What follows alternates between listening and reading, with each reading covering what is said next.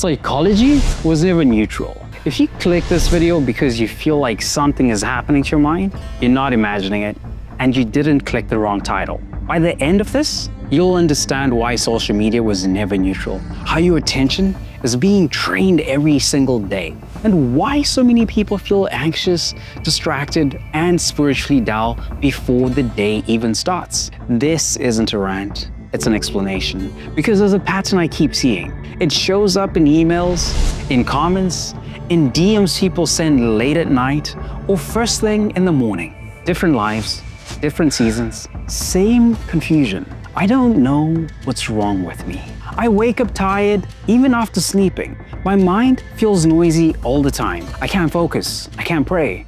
I feel off. Here's the uncomfortable truth. This isn't about burnout. It's conditioning. Your brain is being shaped before you even realize you're awake. Neuroscience already shows that repeated attention loops physically strengthen neural pathways. What you practice, your brain becomes. Early morning phone use spikes cortisol, fragments attention, and weakens emotional regulation for hours. Those dopamine hits don't energize you.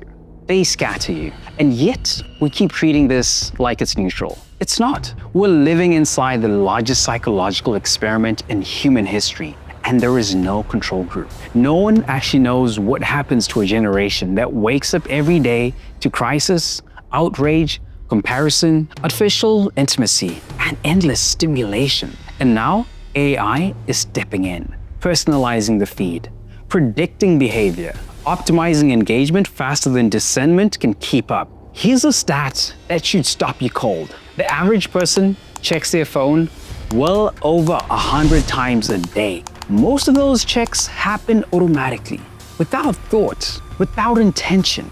That's not usage, that's conditioning. That means your attention is being interrupted every few minutes, training your mind to expect novelty, urgency, and reaction instead of depth, patience, and clarity. And then people wonder why silence feels uncomfortable, why scripture feels hard to sit with, why prayer feels thin, why truth feels blurry. Formation doesn't need your permission. It only needs repetition. Look around. People can't stand still. Silence feels threatening. Truth feels negotiable. Identity feels unstable. Everyone's informed. No one's anchored. Scripture warned us about this long before algorithms existed. A people distracted, easily deceived, always learning, never rooted. The danger of the last days isn't persecution first.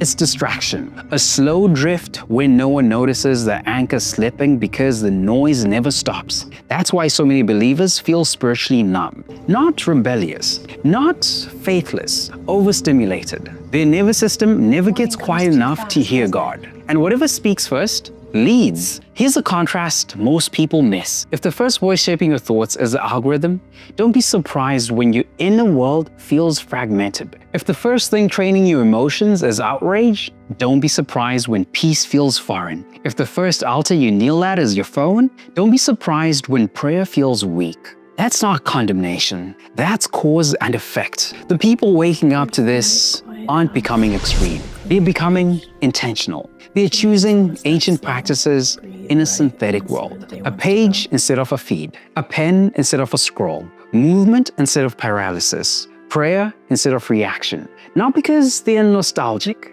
because they're paying attention.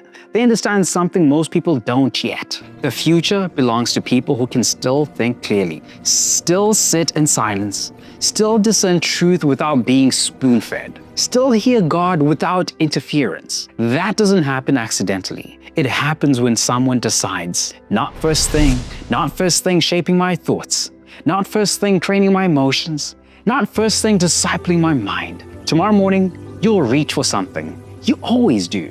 And whatever it is, it will train you for the world that's coming. Actually, it's not coming. It has already begun.